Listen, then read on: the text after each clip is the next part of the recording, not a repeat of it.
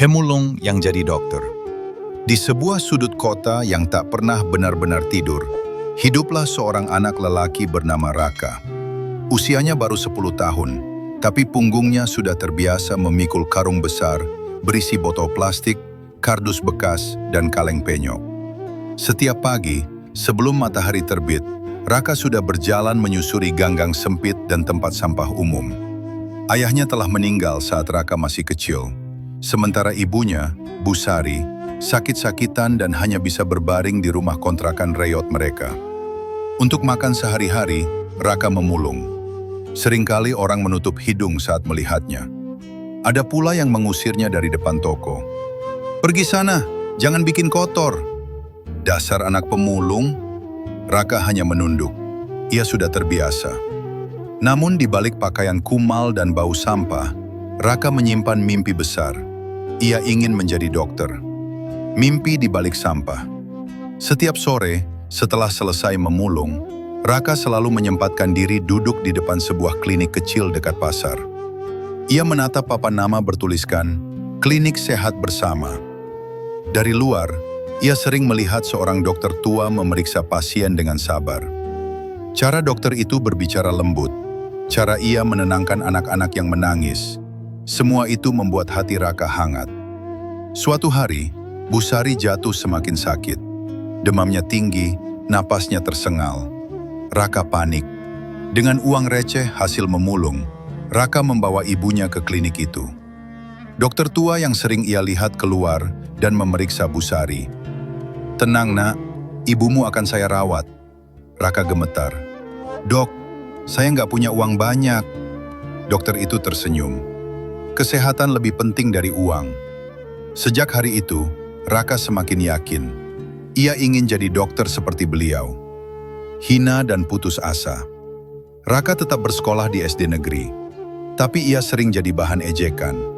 "Pemulung sok sekolah, bau sampah, duduknya jauh-jauh."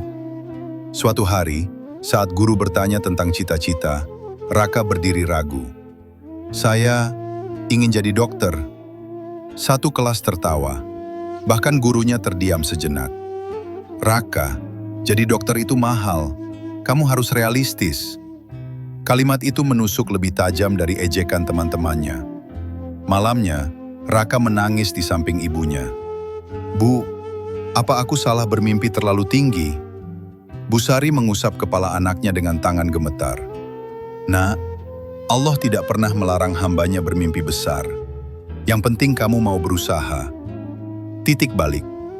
Suatu malam hujan deras, Raka melihat kecelakaan di jalan. Seorang pengendara motor terjatuh dan berdarah. Orang-orang hanya menonton. Tanpa berpikir panjang, Raka merobek bajunya, menekan luka korban seperti yang pernah ia lihat di klinik. Tak lama, ambulans datang. Dokter yang turun adalah dokter tua dari klinik. Ia memandang Raka dengan kaget. "Kamu yang menolongnya?" Raka mengangguk gugup. Sejak malam itu, dokter tersebut, Dokter Hadi, mulai memperhatikan Raka. Ia memberinya buku pelajaran bekas, mengajari dasar-dasar kesehatan, bahkan membantu biaya sekolah Raka secara diam-diam. Perjuangan panjang. Tahun-tahun berlalu. Raka tetap memulung sepulang sekolah. Ia belajar di bawah lampu jalan. Tangannya kotor, tapi mimpinya tetap bersih. Ia lulus SMP, lalu SMA, dengan nilai terbaik. Banyak yang terkejut. Saat Raka diterima di Fakultas Kedokteran Negeri, satu kampung menangis haru. Tapi perjuangan belum selesai. Biaya kuliah berat. Raka bekerja apa saja, bersih-bersih, angkut barang, bahkan tetap memulung di malam hari. Ibunya meninggal saat Raka semester 2. Di pemakaman, Raka berjanji, "Bu, aku akan jadi dokter, demi ibu." Akhir yang menggetarkan. Bertahun-tahun kemudian, di sebuah rumah sakit besar, seorang dokter muda mengenakan jas putih. Di dadanya tertulis, "Dokter Raka Pratama." Ia berjalan menuju ruang praktik khusus pasien tidak mampu. Di luar, seorang anak kecil pemulung berdiri ragu. Raka tersenyum, berjongkok sejajar dengan anak itu. "Masuk, Nak. Jangan takut." Anak itu bertanya polos, "Dokter, apa orang kayak saya bisa jadi dokter?" Mata Raka berkaca-kaca. "Bisa, kalau kamu mau berjuang dan tidak menyerah." Di dinding ruang praktiknya, terpajang satu foto lama. Seorang anak kecil dengan karung sampah di punggungnya. Itulah pengingat dari mana ia berasal. Pesan moral, tidak ada mimpi yang terlalu tinggi bagi mereka yang mau berjuang. Bukan asal kita yang menentukan masa depan, tetapi keteguhan hati untuk tidak menyerah.